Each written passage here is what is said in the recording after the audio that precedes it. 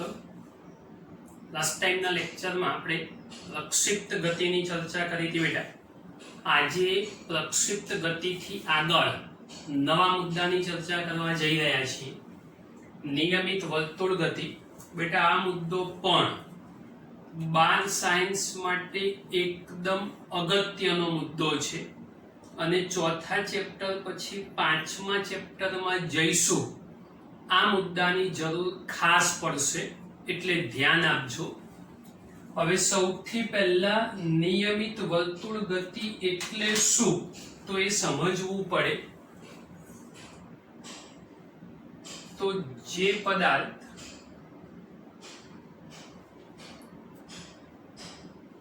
વર્તુળાકાર માર્ગ પર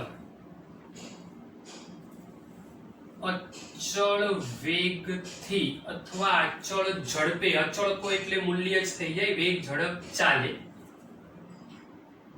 ગતિ કરતો હોય તો તેવી ગતિને નિયમિત વર્તુળ ગતિ કહે છે. સમજો બેટા, વર્તુળાકાર માર્ગ ઉપર અચળ વેગથી ગતિ કરતો પદાર્થ કણ એને નિયમિત વર્તુળ ગતિ તરીકે ઓળખી શકાય. આ ગતિ દરમિયાન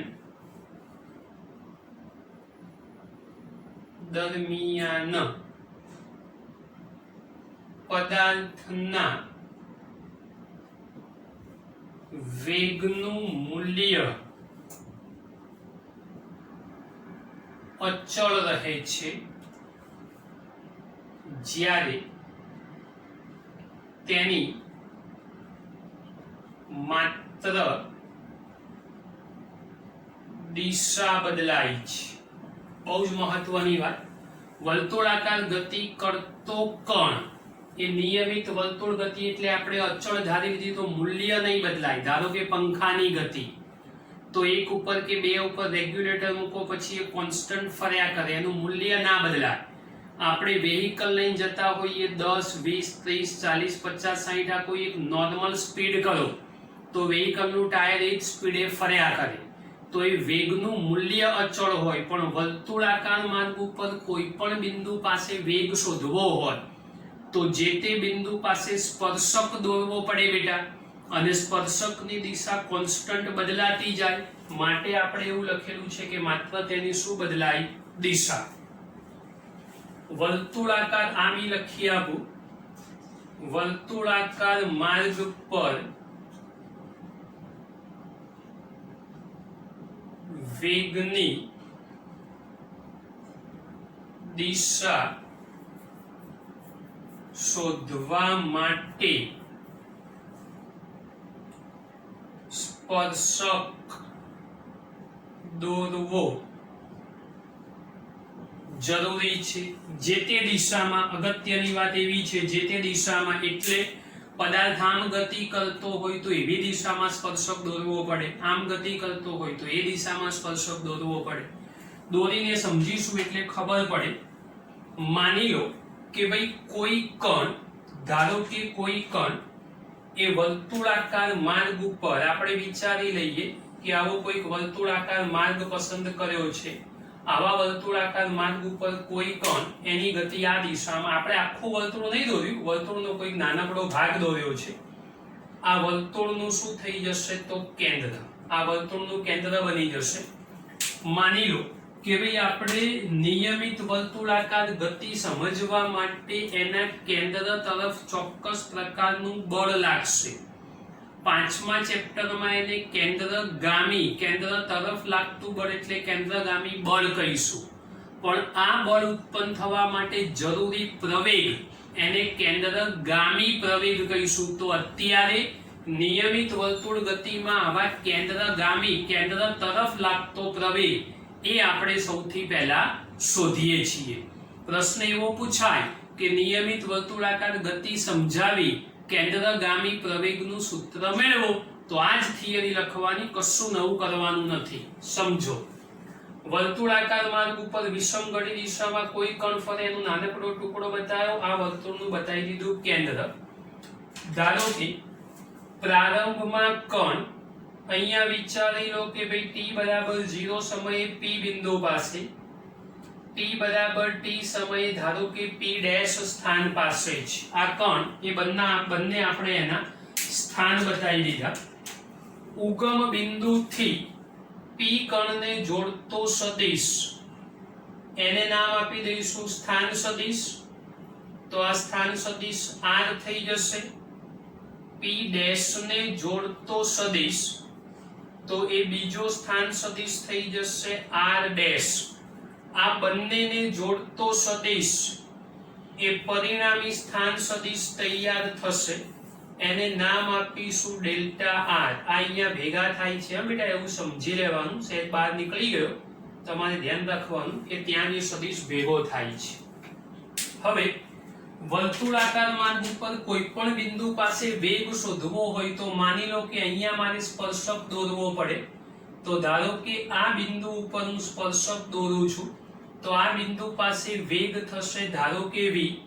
અહીંયા મારે સ્પર્શક દોરવો હોય તો ધારો કે આ સ્પર્શક દોરી દીધો, આ વેગ થઈ જશે ધારો કે v ડેશ.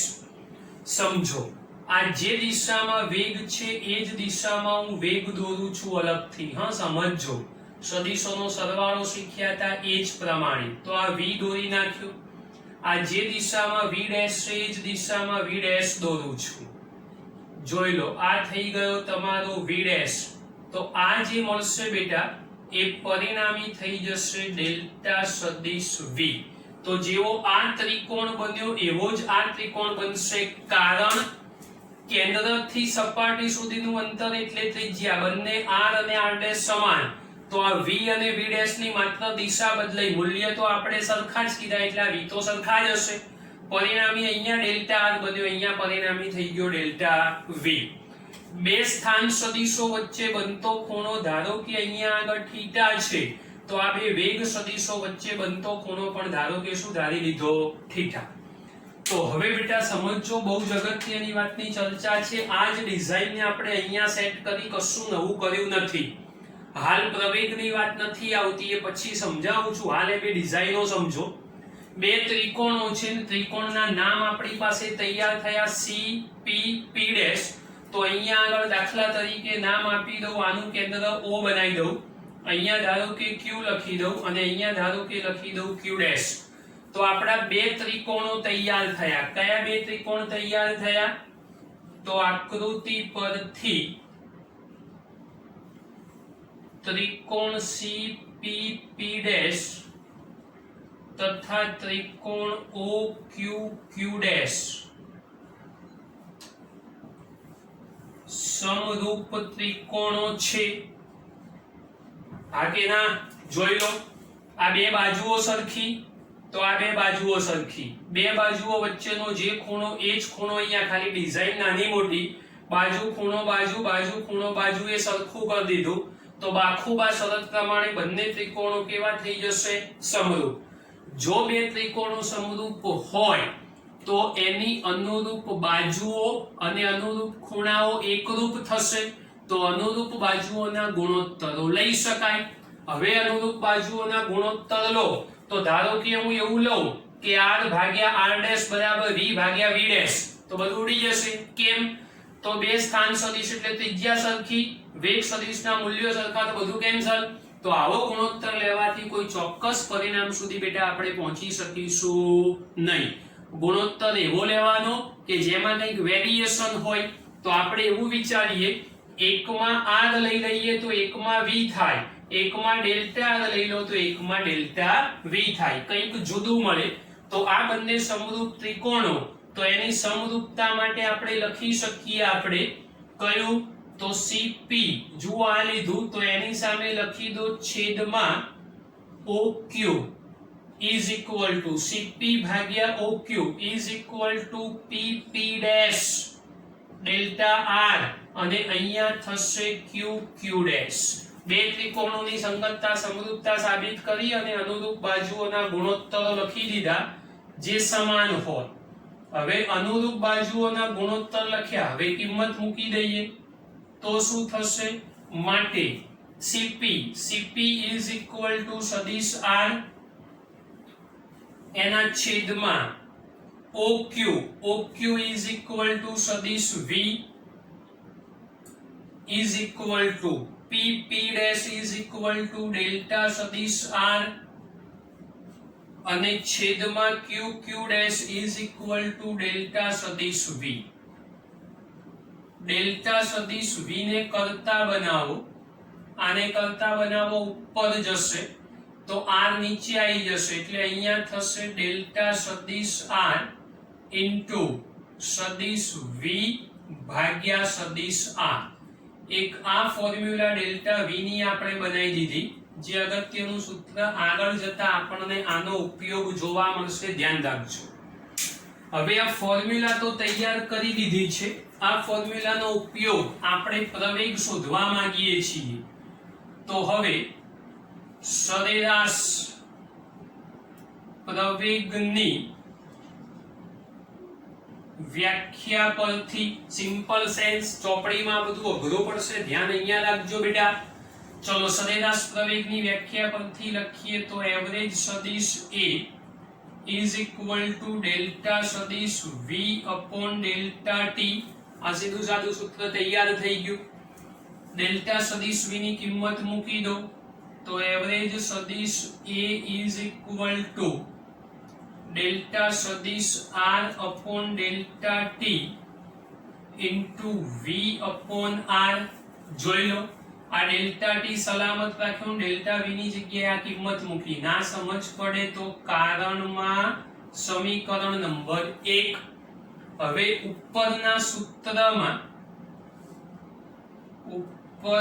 સૂત્રમાં limit delta T tends to 0 લેતા, એટલે આ સમયગાળો જે થોડો મોટો પસંદ કર્યો છે એ સમયગાળો સૂક્ષ્મ વિચારી લો. તો તત્કાલીન અથવા તાત્ક્ષણિક પ્રવેગ મળે છે. તત્કાલીન અથવા તાત્ક્ષણિક પ્રવેગ મળશે, જેને આપણે સાદા પ્રવેગ તરીકે પણ ઓળખીશું. તો માટે average A is equal to limit delta T tends to 0 delta R upon delta T into સદિશ V upon સદિશ R. હવે આપણે મૂલ્ય શોધવાનો પ્રયત્ન કરી રહ્યા છીએ, તો આ મૂલ્ય મળશે ત્યારે સદિશ નહીં લખો તો ચાલશે. તો માટે થશે A બરાબર લિમિટ દૂર કરો તો dr upon dt into V upon R. મૂલ્ય સ્વરૂપમાં કામ કર્યું છે, સદિશ ના લખો તો ચાલે. dr upon dt બરાબર યાદ કરો, ભૂતકાળમાં શીખેલા છો. dr upon dt બરાબર v એટલે વેગ થઈ જશે. therefore A બરાબર v into V upon R. માટે સૂત્રનું સ્વરૂપ તૈયાર થયું v square upon R. તો એક આ અગત્યની ફોર્મ્યુલા તૈયાર થઈ ગઈ, જે આપણા માટે બહુ જ ઇમ્પોર્ટન્ટ છે. A is equal to v square upon R. હવે સમજો, આ જે પ્રવેગ આપણને મળ્યો એ પ્રવેગ શું દર્શાવે છે એ હવે સમજવાનું છે, ધ્યાન રાખજો જરા. તો એ પ્રવેગ સમજવા માટે આ આપણો વર્તુળાકાર માર્ગ, આ વર્તુળનું થઈ ગયું તમારું કેન્દ્ર એટલે C બતાવો. દાખલા તરીકે આ વર્તુળાકાર માર્ગ ઉપર કોઈ પણ બિંદુ પાસે કણનો વેગ, ધારો કે આ બિંદુ P લઈ લો, અહીંયા કણનો વેગ શોધવો હોય તો સ્પર્શકની દિશામાં મળે. અહીંયા દાખલા તરીકે P ડેશ લઈ લો, ત્યાં વેગ શોધવો હોય તો પણ સ્પર્શકની દિશામાં જ મળે. તો વેગ આગળ શીખ્યા છો એ પ્રમાણે વેગ અને પ્રવેગ પરસ્પર લંબ હોય તો આનું લંબ સ્વરૂપ તમે જુઓ જઈ રહ્યું છે કેન્દ્ર તરફ. આનું લંબ સ્વરૂપ તમે જુઓ જઈ રહ્યું છે કેન્દ્ર તરફ. તો આ કેન્દ્ર તરફ જે મળ્યો એને આપણે પ્રવેગ તરીકે ઓળખીશું. તો કેન્દ્ર તરફ મળતો પ્રવેગ એને કેન્દ્રગામી એસી સદિશ એટલા માટે લખું છું, મૂલ્યમાં ના લખો તો ચાલે. એસી ને નામ આપીશું કેન્દ્રગામી પ્રવેગ અથવા આ વર્તુળની ત્રિજ્યા પણ કહેવાય. એટલે આને બીજા શબ્દોમાં ત્રિજ્યાવર્તી પ્રવેગ તરીકે પણ ઓળખી શકાય. કેન્દ્ર તરફ મળતો પ્રવેગ, ગામી એટલે તરફ માટે કેન્દ્રગામી, અથવા ત્રિજ્યાને અનુસરતો હોવાથી ત્રિજ્યાવર્તી. ત્રિજ્યાવર્તી માટે AR સિમ્બોલ વાપરી શકાય. R જે સ્થાન સદિશો લીધા એ જ છે, પણ આ ત્રિજ્યાને ધારો કે મારે કેપિટલ R ધારવી હોય તો આપણે ધારી શકીએ. તો આપણી જે આકૃતિ દેખાય છે એ આકૃતિ પરથી small r is equal to r dash is equal to capital R લઈ લઈએ. તો એવા સંજોગોમાં A is equal to AC બરાબર AR. AC એટલે કેન્દ્રગામી, AR એટલે ત્રિજ્યાવર્તી. જે લખવું હોય લખી શકાય બેટા. તો સૂત્ર શું તૈયાર થવાનું આપણું?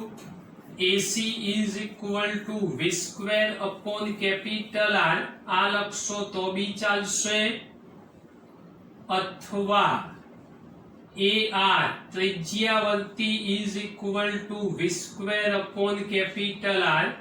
આ ફોર્મ્યુલા લખશો બેટા તો પણ ચાલશે, કોઈ જ ફરક નહીં પડે.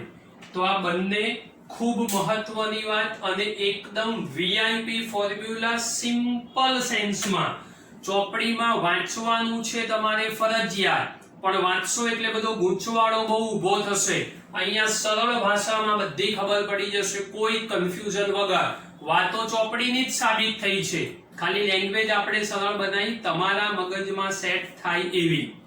તો પ્રશ્ન, નિયમિત વર્તુળ ગતિ સમજાવી કેન્દ્રગામી પ્રવેગનું સૂત્ર મેળવો. તો યાદ રાખજો, વર્તુળાકાર માર્ગ ઉપર જ્યારે કોઈ પદાર્થ અચળ વેગથી ગતિ કરતો હોય તો એનો માત્ર વેગનું મૂલ્ય બદલાય, દિશા બદલાતી નથી. અને એવા સંજોગોમાં કેન્દ્ર તરફ જે પ્રવેગ મળે એને કેન્દ્રગામી અથવા ત્રિજ્યાને અનુસરતો હોવાથી ત્રિજ્યાવર્તી પ્રવેગ તરીકે ઓળખી શકાય. તો બેટા આ સૂત્ર બહુ જ મહત્વનું, કોઈ પણ સંજોગોમાં તૈયાર કરી નાખજો. 5મા ચેપ્ટરમાં આ સંદર્ભનો ફરી ઉપયોગ આવશે. હવે આ પ્રશ્નમાં થોડુંક આગળ વધીએ છીએ. થોડુંક બીજો અહીંયા થોડુંક શોર્ટમાં લખ્યું એટલે જગ્યા બીજી મળે એટલે શું આ બધું તમને કનેક્શનમાં થોડુંક સારું દેખાય. આ બધું કાઢી નાખો તો ફરી મુશ્કેલી થાય, પેલું જોવામાં તકલીફ પડે, એના કરતા અહીંયા સાથે પૂરું થાય. આપણે હેડિંગમાં લખેલું છે યાદ રાખો, પણ અહીંથી પ્રશ્ન અલગથી પૂછી શકાય. બેટા હવે જે કોન્સેપ્ટ આપણે ભણવા જઈ રહ્યા છીએ એ એકચ્યુઅલી ગતિનો બીજો પ્રકાર, ચાક ગતિ. રેખીય ગતિ ભણ્યા પછી ચાક ગતિ, પછી દોલિક ગતિ. તો એ ચાક ગતિનો એટલે વર્તુળાકાર ગતિનો થોડોક સંદર્ભ છે. આમાં આપણો મુદ્દો એ વર્તુળાકાર ગતિ માટેનો જ છે, એટલે આનો થોડો સંદર્ભ છે આ હવે. તો આમાં થોડુંક ધ્યાન રાખજો, ડિટેલમાં ચર્ચા ચાક ગતિનું ચેપ્ટર આવશે ત્યારે થશે, પણ અત્યારે નોર્મલ વાતો થોડીક સમજવાની છે. એક નવું સૂત્ર બીજું સાબિત થશે જે તમને દાખલા ગણવામાં મદદરૂપ થશે. તો સમજજો બેટા. એના પ્રશ્નનું હેડિંગ સૂત્ર સાબિત થશે પછી કહી દઈશ કે આ પ્રકારનો પ્રશ્ન પૂછાય. હવે જ્યારે આ આકૃતિ જે આપણી પાસે છે એમાં CP એટલે R છે, સમજો. આ વેગ સદિશ V છે, આ બંને લંબ જ હોય, અહીંયા પણ દેખાય, જે મેં અલગથી અહીંયા મેન્શન કરીને બતાવ્યા છે. દાખલા તરીકે આ CP રેખા, આ બંને વચ્ચે બનતો ખૂણો ડેલ્ટા થીટા અહીંયા બતાવ્યો, થીટા હતો, આ થીટા હતો. ડેલ્ટા T જેટલો સૂક્ષ્મ સમયગાળો લઈ લો તો થીટાને તમે ડેલ્ટા T ગણી શકો. એટલે દાખલા તરીકે આપણે પહેલા આવું ગણી લો કે ભાઈ T is equal to T સમયગાળો, ત્યારે કણનું સ્થાન અથવા સ્થાન સદિશ R, વેગ સદિશ V, T બરાબર T ડેશ સમયગાળો, તો સ્થાન સદિશ R ડેશ વેગ સદિશ v ડેશ આ બધું શરૂઆતમાં કહી દીધું। આ સમયગાળાને અતિ સૂક્ષ્મ સમયગાળો લઈ લો ડેલ્ટા ટી, તો ટી ડેશ માઇનસ ટી લખાય। આ ટી ડેશ વાળો સમયગાળો, આ ટી સમયગાળો અહીંથી આ વધારે જ છે, તો એ વખતે જે કોણીય સ્થાનાંતર મળ્યું આપણને, કોણીય સ્થાનાંતર, એને આપણે કહીશું ડેલ્ટા ટી, સૂક્ષ્મ સમયગાળા માટેનું।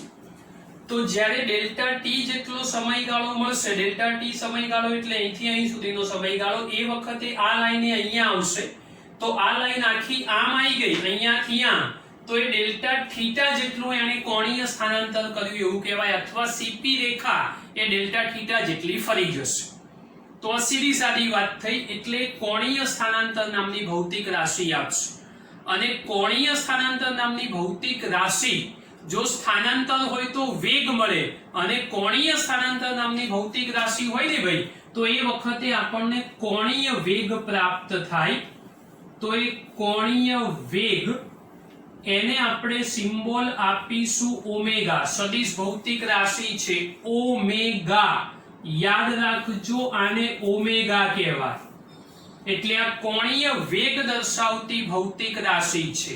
સૂત્ર આપણું પેલું જ યાદ રાખવાનું, વેગ બરાબર અંતર ભાગ્યા સમયનું જ। તો આપણું સૂત્ર લખવું હોય તો કોણીય વેગ બરાબર કોણીય સ્થાનાંતર ભાગ્યા સમયગાળો।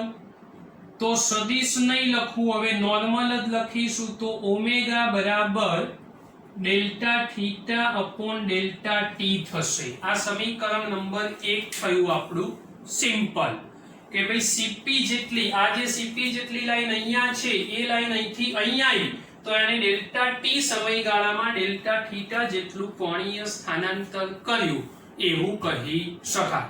તો બેટા આકૃતિ સમજો એટલે આ બેઝિક કોન્સેપ્ટ પહેલો તમારા મગજમાં સેટ થઈ જાય। તો સમજો બેટા, આ પહેલી વાત તમને સમજ પાડી દીધી। હવે બીજા નંબરની અંદર કણે ડેલ્ટા ટી સમયમાં પી થી પી ડેશ સુધીનું અંતર કાપ્યું, તો આપણે એવું લખીએ કે ધારો કે ડેલ્ટા ટી સમયમાં કણે પીપી ડેશ બરાબર ડેલ્ટા એસ જેટલું અંતર કાપ્યું હોય તો, આ પીપી ડેશ એટલે ચાપ જેટલું અંતર, એને આપણે ડેલ્ટા એસ એવું નામ આપી દીધું।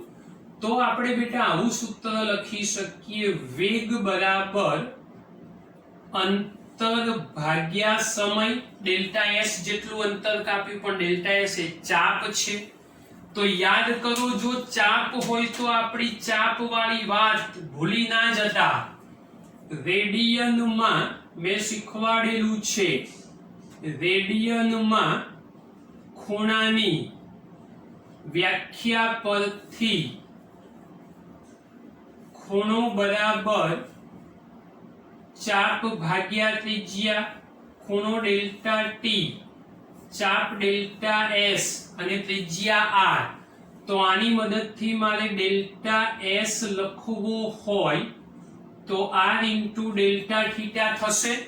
આ સૂત્ર ઉપર મૂકી દઉં તો v is equal to R into delta theta એના છેદમાં ડેલ્ટા ટી। આ ઇક્વેશન નંબર બીજું। હવે સમજો, આ એક અગત્યની વાત આપણી સાબિત થઈ v વાળી। આ બીજા નંબરનું સમીકરણ મળ્યું, જે પણ ખૂબ મહત્વનું છે બેટા, એને ધ્યાનથી સમજવાનું છે। આ સૂત્ર મળી ગયા પછી થોડુંક વિચારો, અહીંયા જુઓ, delta theta upon delta T ને આપણે ઓમેગા દીધો, તો આ ફોર્મ્યુલાને તમે આ રીતે ખાલી લખો, દેખાય એટલા માટે આર અલગ રાખું, અને delta theta upon delta T ચાલે ને ગુણાકારમાં, તો delta theta by delta T બરાબર ઓમેગા થઈ જાય। તો v ઇઝ ઇક્વલ ટુ થશે આર ઓમેગા। આ પણ એક મહત્વનું સૂત્ર, જે ઓલરેડી આગળ પણ આપણે સાબિત કરીશું. સમીકરણ નંબર 1 લખી દઉં છું. v બરાબર r ઓમેગા. મહત્વની વાત આ રહી એ સાબિત થઈ. સાતમું ચેપ્ટર ચાક ગતિનું આવશે ત્યારે ફરી આ વસ્તુ સાબિત થશે, ગભરાશો નહીં. અહીંયા યાદ રાખવું પડશે ફરજિયાત. હવે કેન્દ્રગામી પ્રવેગની એન્ટ્રી કરાવીએ. AC is equal to v square upon r. આ રહ્યું સૂત્ર. સમીકરણ 3 ની કિંમત મૂકો. સમીકરણ 3 ની કિંમત મૂકતા ચલો માટે AC is equal to v square direct વર્ગ કરી દઉં છું r square omega square upon r. એક એક r ઉડાડી દો તો AC is equal to r omega square. આ પણ એક અગત્યનું સૂત્ર સાબિત થઈ ગયું કેન્દ્રગામી પ્રવેગનું. જે બધી ખૂબ મહત્વની અને અગત્યની વાતો છે બેટા, બધા સૂત્રો દાખલા ગણવામાં ખાસ કામના છે, યાદ રાખજો. તો સમજી લો આ સૂત્ર સાબિત થઈ ગયું. હવે થોડીક નવી વાત ઓલરેડી બીજા ચેપ્ટરમાં મેં શીખવાડેલી છે, ખાલી તમારે થોડુંક બેઝિક યાદ રાખીને સમજવાનું છે. યાદ રાખજો બેટા, થોડીક નવી વાત આવશે. યાદ કરો, વર્તુળાકાર માર્ગ ઉપર કોઈ પણ કણ જ્યારે એક પરિભ્રમણ પૂરું કરે તો એને માટે લાગતા સમયને શું નામ આપ્યું હતું? આવર્તકાળ. તો આ યાદ રાખજો. એક દોલન, દોલન એટલે પરિભ્રમણ પૂર્ણ કરવા લાગતો સમય એટલે આવર્તકાળ. એને કેપિટલ ટી કહીશું. આ શીખવાડેલું છે બીજા ચેપ્ટરમાં પારિમાણિક સૂત્રો વખતે. અને એક સેકન્ડમાં થતા દોલનોની સંખ્યા, એક સેકન્ડમાં થતા દોલનો એટલે પરિભ્રમણો ની સંખ્યા એટલે થાય આવૃત્તિ. એને આપણે F સિમ્બોલ આપેલો છે. તમારી ચોપડીમાં આ સિમ્બોલ આવો લખેલો હશે, આ ટાઈપનો. આને ન્યુ વાંચવાનું, પણ લખવાનું આવું નહીં. તમે આ લખશો ને તો તમે આવી જ નિશાની કરી નાખશો વેગ જેવી. એટલે આપણે F ફ્રીક્વન્સીનો F જ સિમ્બોલ વાપરવાનો, કશું નવું કરવાનું નથી. તો આ બંને ડેફિનેશનો બીજા ચેપ્ટરમાં મેં શીખવાડી હતી.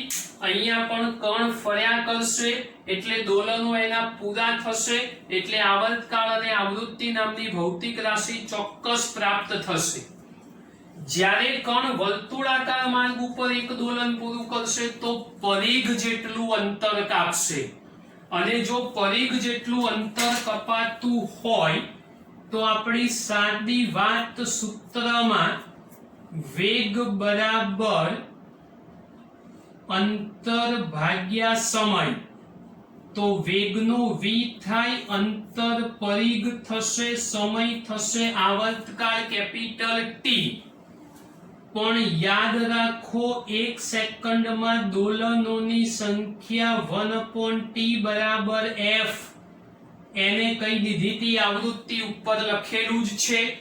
તો આપણું સૂત્ર તૈયાર થશે v is equal to 2πr into f. તમે બેટા યાદ રાખજો, આ f ની જગ્યાએ તમારી ચોપડીમાં આવી નિશાની હશે, એને ન્યુ વાંચવાનો છે, એવું લખવાનું નથી, નહીં તો તમે વેગ કરી નાખશો. યાદ રાખજો. હવે આ v જે આપણી પાસે તૈયાર થયો એને v બરાબર r ઓમેગા માં મૂકી દો. તો સમીકરણ 3 માં કિંમત મૂકતા, ચલો સમીકરણ 3 માં કિંમત મૂકીએ તો શું સૂત્ર તૈયાર થાય? v is equal to, સમીકરણ 3 માં કિંમત મૂકી દો તો v is equal to r omega અને v is equal to 2πrf. તો ડાયરેક્ટ બી લખવું હોય તો લખી શકાય, તમે સીધી સીધી કિંમત મૂકશો તો બી ચાલશે. તો શું કરશો આની અંદર, r omega is equal two 2 pi r into f, તો બે બાજુથી r ઉડાડો તો omega is equal two 2 pi f. આ પણ એક અગત્યનું સૂત્ર જે તમારા માટે બહુ કામનું થઈ જશે. f ની જગ્યાએ 1/t મૂકો તો આ જ સૂત્ર આગળ બી શીખેલા છો, 2π/t થઈ જાય. તો આ બધી બેટા બહુ મહત્વની બાબતો છે, ધ્યાન રાખીને શીખવાની છે. તો આ ફોર્મ્યુલાઓ જે તૈયાર થઈ ઓલરેડી ભૂતકાળમાં કરાયેલું રિવિઝન છે, કોઈ નવી વાત નથી. હવે આ જે સૂત્ર મળ્યું એ સૂત્ર ઓમેગા બરાબર 2πf મળ્યો, એ 2πf તમારે અહીંયા મૂકવો હોય તો તમે મૂકી શકો, તો કેન્દ્રગામીનું સૂત્ર મળે. આ ઓમેગાનું મૂલ્ય જે બે બાજુથી સરખાઈને શોધ્યું એને અહીંયા મૂકો તો આ વેગનું સૂત્ર પણ મેળવવું હોય તો મેળવી શકાય. તો આ બધી સિમ્પલ વાતો, તમારે જે ઇક્વેશનો મેળવવા હોય એ તમે મેળવી શકશો. તો જે કીધું એ બેટા કિંમત ખાલી મૂકી આપું છું, તમે જોઈ લો. ઓમેગાની કિંમત આ વેગવાળા સૂત્રમાં મૂકીશ તો શું થશે, v is equal to 2πrf, અને કેન્દ્રગામી પ્રવેગનું સૂત્ર r into ઓમેગા સ્ક્વેર. તો જુઓ ઓમેગા સ્ક્વેર એટલે 4π square f square into r. તો આ બંને સૂત્રો પણ મહત્વના છે. આ જેટલા બી સૂત્રો ડેવલપ થયા એ બધા દાખલા ગણવા માટે જરૂરી છે. તો અલગથી તમને પ્રશ્ન પૂછાય કે ભાઈ કેન્દ્રગામી પ્રવેગનું સૂત્ર 4πf²r સાબિત કરો, તો અહીંયાથી થિયરી તમારે લખવી પડે. તો બેટા આજે ચોથા ચેપ્ટરની થિયરિટિકલ પોર્શનની વાતો પૂરી કરીએ છીએ. નેક્સ્ટ લેક્ચર થી આપણે દાખલાઓ ગણવાની શરૂઆત કરીશું. આજના લેક્ચરમાં આટલું જ રાખવાનું છે.